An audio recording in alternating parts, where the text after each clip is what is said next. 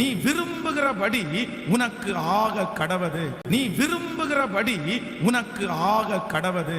இன்று ஒருவேளை இந்த ஜெபத்துல இருக்கிற ஆண்டவருடைய பிள்ளைகளே, நீங்கள் ஏதோ ஒரு காரியத்தை விரும்பலாம். இந்த காரியம் எனக்கு நடந்தா நல்லா இருக்குமே, இந்த காரியம் என் பிள்ளையினுடைய வாழ்க்கையில நடந்தா நல்லா இருக்குமே. ஆனா அது உங்களுக்கு ரொம்ப தூரமா இருக்கலாம்.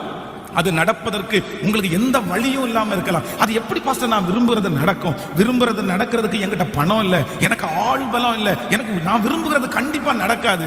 ஆனா கர்த்தர் இன்றைக்கு வாக்கு கொடுக்கிறார், நீ நினைப்பதற்கும் வேண்டிக் கொள்வதற்கும் அதிகமாய் செய்கிற கர்த்தர். நீ விரும்புகிறது அவருடைய கரத்தினாலே வரும். நீங்கள் விரும்புகிற அந்த காரியம் நடக்கும். நீங்கள் விரும்புகிற பிள்ளையினுடைய ரட்சிப்பை கர்த்தர் உங்களுக்கு தருவார். நீங்கள் விரும்புகிற அந்த வீடை கர்த்தர் உங்களுக்கு தருவார். நீங்கள் விரும்புகிறபடி அந்த திருமணம் நடந்து முடியும். நீங்கள் விரும்புகிறபடி ஒரு எதிர்கால வாழ்க்கையை கர்த்தர் அமைச்சு கொடுப்பார்.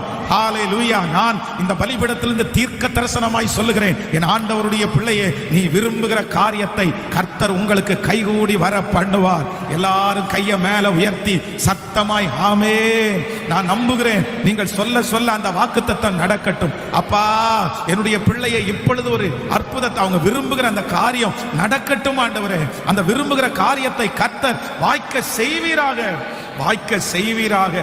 ஆமென். நம்முடைய ஆண்டவர் யார் அப்படின்னா, நம்முடைய விருப்பத்தை நிறைவேற்றுகிற கர்த்தர். நம்ம சில நேரங்களிலே விரும்பும் போது எதுவுமே நமக்கு இருக்காது. ஆனா நான் நம்புறேன், வேதம் நமக்கு ரொம்ப அழகாய் சொல்லுகிறது, விருப்பத்தை நமக்குள்ள வைக்கிறவரே யார் அப்படின்னா கர்த்தர் தான் நமக்குள்ள விருப்பத்தை வைக்கிறாராமா. ஆண்டவர் நமக்குள்ள விருப்பத்தை வைக்கும் போது எதுவுமே இருக்காது. அதுதான் வேதம் சொல்லுது, காற்றை காண மாட்டாய், மழையையும் பார்க்க மாட்டாய், ஆனாலும் உன் பள்ளத்தாக்கு தண்ணீரால நிரப்பப்படும். உங்களுக்குள்ள ஜெபிக்கும் போது, பைபிள் வாசிக்கும் போது, ஒரு செய்தியை கேட்கும் போது உங்களுக்குள்ள ஒரு விருப்பம் வருதுன்னு வைங்களேன். ஒரு செய்தியை கேட்கும் போதே உங்களுக்கு ஒரு விருப்பம் வரும். அது மாதிரி ஒரு பாட்டை கேட்கும் போதே ஒரு விருப்பம் வரும். கர்த்தர் சமூகத்தில் உட்காரும் போதே ஒரு விருப்பம் வரும். அப்ப அந்த விருப்பம் யாரால வருதுன்னா, அது தேவனே அந்த விருப்பத்தை உங்களுக்குள்ள வைக்கிறாரு. விருப்பத்தையும் ஆற்றலையும் வாஞ்சியையும் வைக்கிறவர் கர்த்தர். உடனே ஒரு ஆண்டவருடைய பிள்ளை வந்து அந்த விருப்பத்துக்கு நீங்க உயிர் கொடுக்கணும்.